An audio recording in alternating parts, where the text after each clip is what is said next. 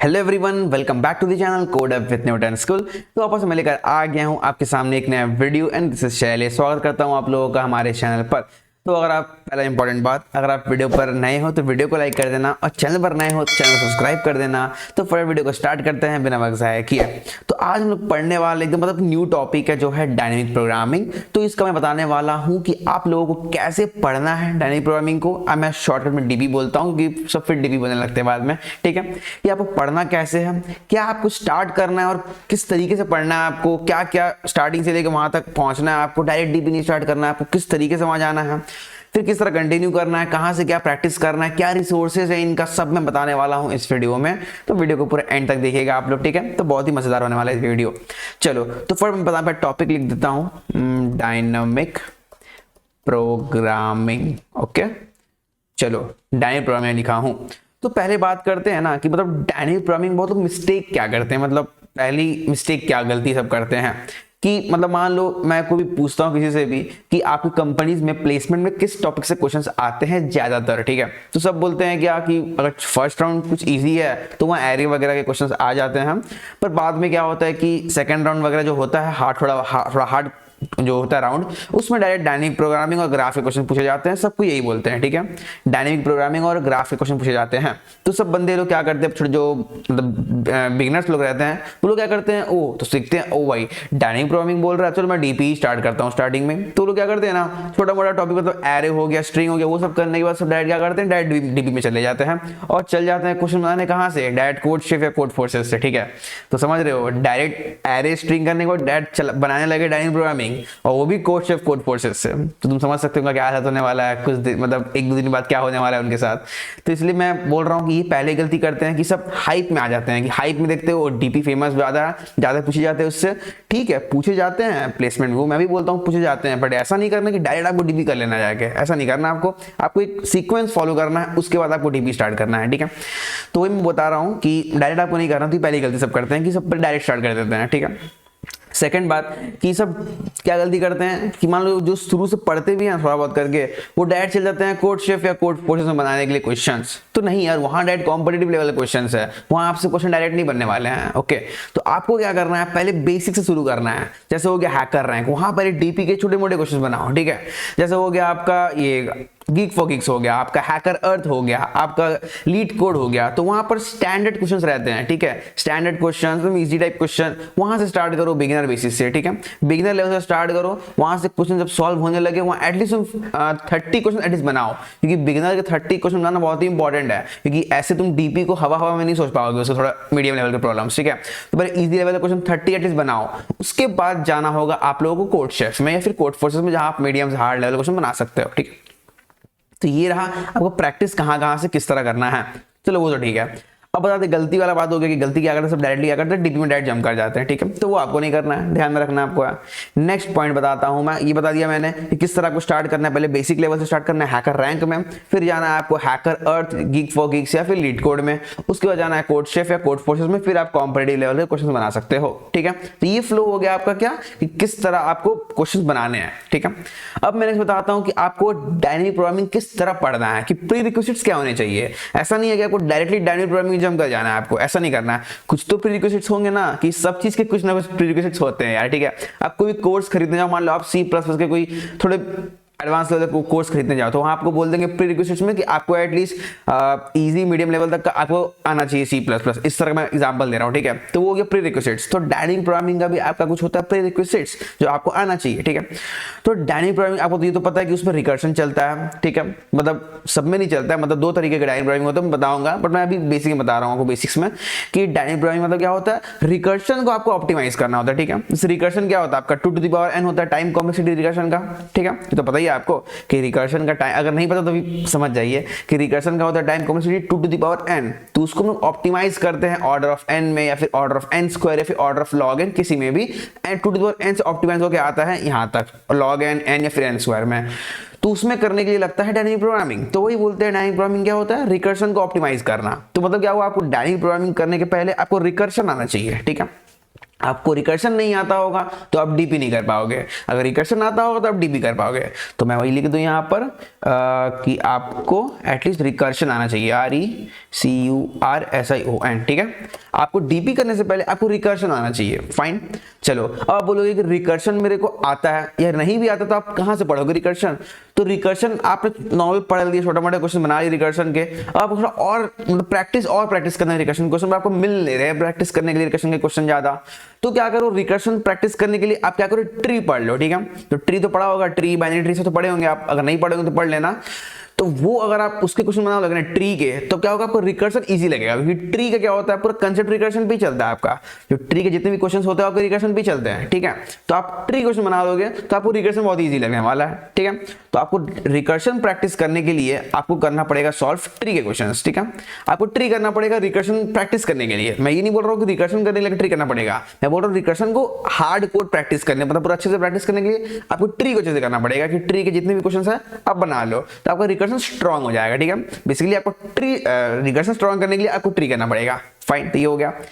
अब आप ट्री कर रहे हो तो वहां फंस रहे होंगे कहीं पर लेफ्ट पॉइंटर राइट पॉइंटर, तो याद ही होगा आपको कि left node write pointer right node ये सब होता है ट्री में। तो आपको मान लीजिए नोड पॉइंटर इस वगैरह में आपको नहीं पता है, ठीक है। तो वो सब पढ़ने के लिए आपको पढ़ना पड़ेगा लिंक लिस्ट। तो उसके लिए क्या करना पड़ेगा, आपको पढ़ना पड़ेगा LINKD लिंक लिस्ट, ठीक है।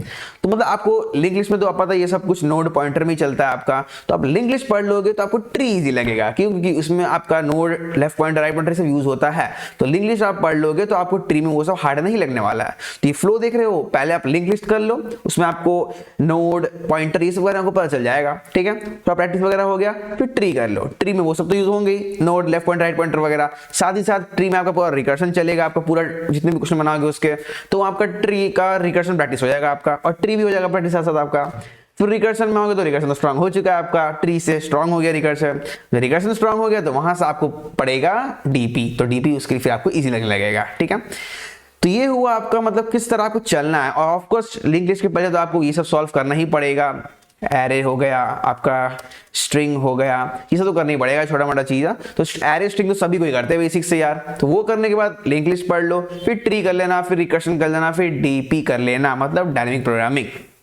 तो ये हो गया किस फ्लो में आपको स्टार्ट करना है, किस फ्लो में खत्म करना है। अब यहाँ कोई नहीं बोलेगा आपको चलो मैं डायरेक्ट डीपी करता हूँ, तो ये गलती अब कोई नहीं करने वाला, ठीक है। तो मुझे फ्लो पता है, उस फ्लो में आपको पढ़ना है और समझ जाना आगे, ठीक है। तो ये हो गया फ्लो कि किस तरह कहां से लेकर कहां तक आपको पढ़ना है, फाइन। तो चलते हैं अब नेक्स्ट टॉपिक के ऊपर कि मतलब आपका क्या हुआ कि डीपी कब लगाना है, क्या वो पता कैसे लगा कब डीपी लगने वाला है, ठीक है। तो कोई भी क्वेश्चन को उठा के देखो, अगर आपको लग रहा है कि इसका आंसर मतलब बहुत पॉसिबल वे से आ सकता है, ठीक है, या फिर आपको कुछ मैक्सिमाइज करना है, कुछ मिनिमाइज करना है, इस टाइप कुछ लग रहा है आपको, बहुत सारे वे से आ सकते हैं, या सोच रहे होगे आप ये वाला पार्ट निकाले हो आंसर का, अब देख लो ये पार्ट मैं फिर से निकाल रहा हूं, ये पार्ट मैं फिर से निकाल रहा हूं, तो उस केस में आप डीपी लगा सकते हो, ठीक है। कि मतलब बेसिकली क्या हुआ आपका, आप एक पार्ट निकाले आंसर का, अब आप देख रहे हो ये पार्ट मैं फिर से निकाल रहा हूं, तो आप उसको वापस से नहीं निकालोगे, आप जो पहला बात निकाले थे उसको आप स्टोर कर दिए डीबी में और वापस वहां यूज कर लिए, ठीक है। समझ रहे मैं क्या बोल रहा हूं। तो उस तरह कुछ कंसेप्ट आपको दिखा, ठीक है। या फिर आप देख रहे हो एक ही चीज बहुत तरीके से आ रहा है, रिकर्सिवली काम जा रहा है आपका, ठीक है, तो वहां आप डीपी लगा सकते हो। तो उसमें कोई टेंशन नहीं है, जब क्वेश्चन करोगे आपको समझ में आ जाएगा अपने आप कि आपको डीपी लगाना है तो कब लगाना है, ठीक है। तो आपके डीबी में होते हैं ऑप्टिमल सब स्ट्रक्चर्स और ओवरलैपिंग सब प्रॉब्लम्स, ऐसे आते हैं टॉपिक्स आते हैं, तो वो सब आपको पढ़ लेना है अच्छे से। सबका मैं रिसोर्सेज बताऊंगा, टेंशन मत लो, ये सब पढ़ लेना अच्छे से। तो ये सब आपको पढ़ना होगा डीपी में, ठीक है। फिर यहाँ पर आता है आपका 2 टाइप्स का डीपी होता है, ठीक है, मैं बता दूं 2 टाइप्स का होता है, टॉप डाउन डीपी और एक होता है आपका बॉटम अप डीपी, ठीक है, बॉटम अप डीपी। तो 2 टाइप से आपके डीपी होते हैं, टॉप डाउन डीपी और बॉटम अप डीपी। तो टॉप डाउन डीपी बेसिकली क्या होता है, आपका रिकर्सिव वे होता है, ठीक है, रिकर्शन या रिकर्सिव, आपका रिकर्सिव वे होता है जिसमें आपका मेमोराइजेशन लगता है, मेमोराइजेशन, ठीक है। तो आपका रिकर्सिव डीपी जो होता है उसमें आपका मेमोराइजेशन लगता है, फाइन। और जो बॉटम अप डीपी होता है वो आपका टैबुलर डीपी होता है, ठीक है, टैबुलर डीपी होता है। जब आपका बॉटम अप डीपी होता है आपका टैबुलर डीपी होता है। सब पढ़ोगे आप, ठीक है, मैं अभी पढ़ा नहीं रहा हूं, मैं सिर्फ बता रहा हूं आपको क्या क्या पढ़ना है, ठीक है, और कैसे पढ़ना है। तो डीपी पढ़ने के लिए आपको 2 चीज पढ़ना पड़ेगा, टॉप डाउन डीपी और बॉटम अप डीपी। तो ये याद रखना, जब भी आप कोई क्वेश्चन बना रहे होंगे ना, आप हमेशा मतलब स्टार्ट सोचना कि आप मैं टॉप डाउन डीपी से ही उसको पहले बनाओ, मतलब रिकर्सिव वे से बनाओ, ठीक है। फिर क्या होगा ना, जब भी आप क्वेश्चन बनाओगे तो आपको रिकर्सिव वे जल्दी समझ में आएगा, मतलब विजुअलाइज होता है, रिकर्सिव विजुअलाइज हो जाएगा, हाँ ये कैसे सॉल्व हो रहा है कैसे नहीं, आपको विजुअलाइज पूरा अच्छे से हो जाता है रिकर्सिव वे में, ठीक है। तो पहले रिकर्सिव वे से सोचो कैसे सॉल्व करूं मैं इस क्वेश्चन को। जैसे आप रिकर्शन सोच लिया तो उसमें आप रिकर्शन में सिर्फ मेमोइजेशन लगा दो, आप मेमोइजेशन लगा दोगे तो डीपी बन गया आपका टॉप डाउन डीपी। तो ये हो गया पहला पार्ट। फिर आप सेम क्वेश्चन हो गया, अगर सोचो बॉटम अप डीपी से मैं कैसे करूंगा, मतलब टैबुलर डीपी से मैं कैसे करूंगा, आप वो अगर सोच लिए तो भाई आप महान आदमी, प्रो है आप, ठीक है। तो बहुत लोग नहीं सोच पाते हैं टैबुलर डीपी क्योंकि थोड़ा टफ होता है सोचना, बट हाँ कि आप प्रैक्टिस करते रहोगे तो आपको कोई हार्ड नहीं लगेगा, ठीक है, आपको सब आसानी लगने वाला है। तो टॉप डाउन से पहले सॉल्व करना क्वेश्चन को, अगर उससे आपका काम बन जाता है, मतलब बना ले रहे हो, तो सेम क्वेश्चन को ट्राई करो फिर बॉटम अप डीपी से। नहीं हो रहा तो सोल्यूशन देखो, एडिटोरियल्स देखो, बट बनाओ, क्योंकि आपको दोनों अप्रोच को समझना होगा कैसे करना है, ठीक है। क्योंकि बहुत बार होता है कि टॉप डाउन डीपी आपका टेली दे देता है पर बॉटम अप डीपी आपका सही हो जाता है, ऐसा बहुत जगह हुआ है। इसलिए मैं बोल रहा हूँ दोनों वे से सेम क्वेश्चन को प्रैक्टिस किया करो, ठीक है। तो ये हो गया टाइप्स ऑफ डीपी जो होता है आपका, ऊपर मैं टाइप्स लिख दे रहा हूँ, टाइप्स ऑफ डीपी, ठीक है। तो हो गया टाइप्स ऑफ डीपी, डीपी से नहीं डीपी हो गया। तो ये हो गया टाइप्स ऑफ डीपी, तो ये अब मैंने बता दिया। नेक्स्ट बताता हूं आपका कि top down D bottom DP हो गया। एक होता है आपका डीपी ऑन ट्रीज, ठीक है, डीपी ऑन ट्रीज। तो ये थोड़ा एडवांस टॉपिक है, बट ज्यादा नहीं पूछा जाता, आपका इंटरव्यूज वगैरह में नहीं उतना आता है आपका, मतलब कोई हार्ड चैलेंजेस होते हैं ना, कॉम्पिटेटिव लेवल के हार्ड क्वेश्चंस, वहां पर पूछ सकते हैं डीपी ऑन ट्रीज। तो ये ज्यादा टॉपिक्स हार्ड नहीं है, आपका ट्री है तो उसी में बस डीपी लगाना पड़ता है आपको, ठीक है। जो ट्री क्वेश्चन रहते हैं ना वहां आपको डीपी लगाना होता है, बस और कुछ नहीं है। तो ये भी पढ़ लेना आप लोग, टेंशन मत लो। तो मैं फ्लो बता दिया आप लोगों को। लास्ट आपका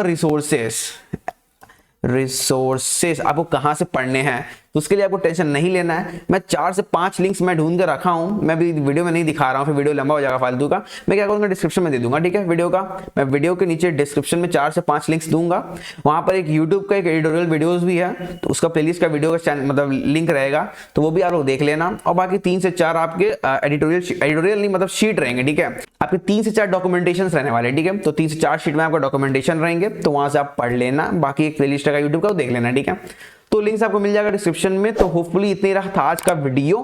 तो अगर वीडियो अच्छी लगी तो वीडियो को लाइक कर देना, चैनल पर नए हो चैनल सब्सक्राइब कर देना। तब तक मिलते हैं नेक्स्ट वीडियो में, तब तक के लिए बाय बाय। बच्चों आई होप आपको ये लेक्चर पसंद आया होगा। एक लास्ट इंफॉर्मेशन जो मैं आपके संग शेयर करना चाहता हूं, जो कि बहुत जरूरी है, that is introduction to Newton School, जिनकी मदद से हम ये वीडियोस आप तक पहुंचा पा रहे हैं।